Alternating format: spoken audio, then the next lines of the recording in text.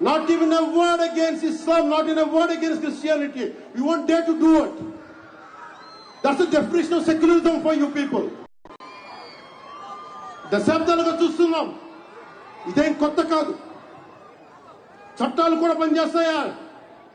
చట్టాలు కూడా ఎలా పనిచేస్తాయంటే సనాతన ధర్మాన్ని పాటించే వారిపై వైపు నిర్దాక్షిణ్యంగాను, సనాతన ధర్మం పాటించే వారి వైపు చట్టాలు ఎలా పనిచేస్తాయంటే నిర్దాక్షిణ్యంగా పనిచేస్తాయి.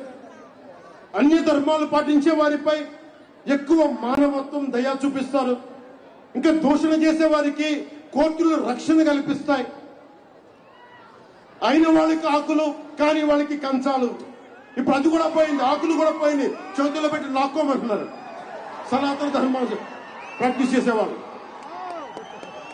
ఇదన్నా సరదాగా చెప్పట్లా. ఈ స్టేట్మెంట్ ని సబ్స్టాన్షియేట్ చేయడానికి చిన్న ఉదాహరణ.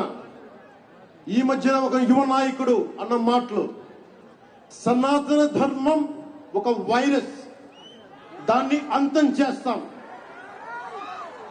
మీరు ఇలాంటి స్టేట్మెంట్స్ ఒక ఇస్లాం మీద జరిగితే వెంటనే దేశంలో ఉన్న కోర్టులన్నీ స్పందిస్తాయి, నిర్దాక్షిణ్యంగా శిక్షిస్తాయి.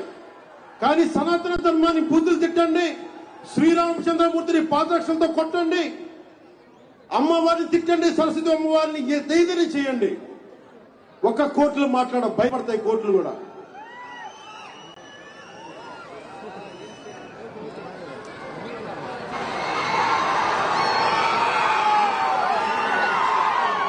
This is a classic case of justice.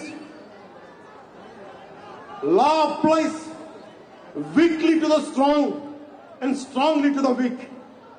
This proves majority means not necessarily strength. It could be a weakness also. Because